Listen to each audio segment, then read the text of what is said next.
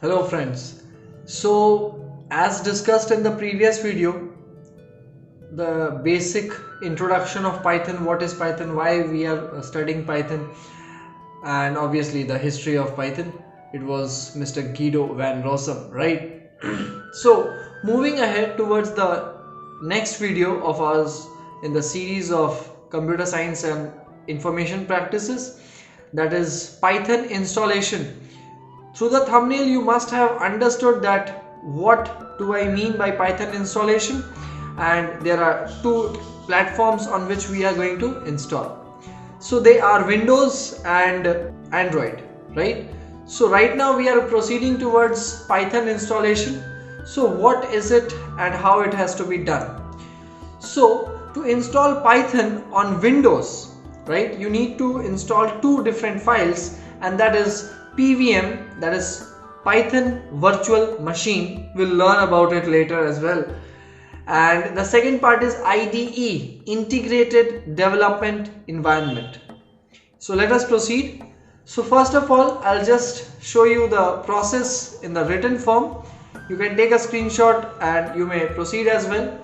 But apart from this, we are proceeding towards the website. As you can see it over here. Yes, I'm still using Windows 7. So Windows 7, 8, 8.1 will support a lower version of Python. But if you are going with Windows 10, you may download the latest version as well. So for that, you just need to type python.org, that is Python organization /downloads, and press enter. The moment you go over there, it's very easy and you can just download it for your Windows. Also, in case if you are looking for some different OS, you may directly click on Windows from here. Linux or maybe Unix or Mac OS or maybe some other operating systems which you are looking for. So right now, since we are just going for Windows, you can directly download it from here, or you can click for Windows from here as well. Latest Python 3 release is 3.9.0, and for the 2 series it is 2.7.18, right? So right now we are just going for 3.9. Yes, in my Windows, that is in Windows 7, I'm still using the version of 3.4, right? Because 3.5 onwards is not supporting in Windows 7, a very important point to be noted. So in case if you are using Windows 7 and you are expecting 3.5 and above to run on your system, it is not possible. If you want to run the latest version, you have to use Windows 10. So right now you just need to go to the downloads option and click on the download button. Also, you need to be very sure whether you have a 64-bit or a 32-bit. Now this is very important.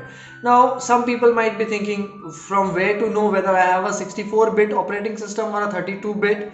So for that, you can press Windows plus R button on the run command, and you can type DXDIAG, right? DirectX Diagonal Tools, DXDIAG, and over here you can see it is written as 64-bit. In my system it is 64-bit, but if it is 32-bit, you have to download accordingly. So if it is 64-bit, it is very simple. You just need to download this embedded zipped file, or you can directly executable installer. It could be in, see, these x86. x86 is the 32-bit and x86-64 is the 64-bit. So you may choose any one of them. So obviously it will do your work. So once it is downloaded, you just need to install it. So this is the PVM part, right? This is the PVM part that you have to go to python.org, then followed by downloads tab, then click on Windows and whichever version you are going. Once the file is downloaded, you need to install now, and very important, there will be an option called add Python 3.9.0 to path.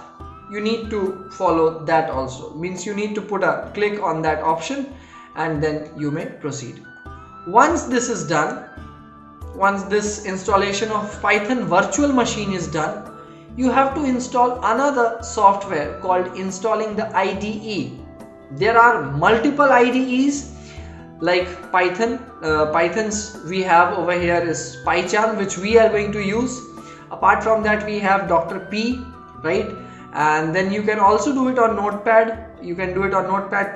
You have the IDLE from the Python's inbuilt, right? So right now we are going with the JetBrains company. The website name is JetBrains, so you just need to click over here, right? Once you reach over here, you just need to click on PyCharm and click on download now, right? You can see IntelliJ IDEA is for the Java one, right? That is the JVM IDE.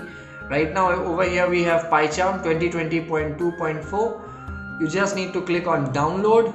Yes, you will get some two versions over there. Yes, there is professional and the community download. Professional one, you will get a free trial, but later on you have to pay. But for the students, it's completely free. So you can go ahead, for the students, you can go ahead with the community download, and you just need to click on the download and it will start downloading. Once this downloading is done, you can just install it. Once your installation is done and your Python PyCharm gets started, it's automatically linked up. It will take some time, do remember that. Yes, I'm still using the old version, so it hardly does it matters. Yes, there are some new features according to 2020 which will hardly matter as of now, but later on we'll be shifting to Windows 10.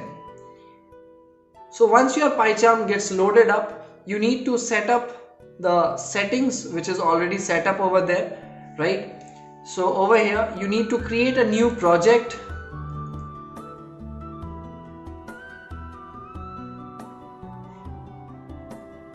And let's just name it as Learn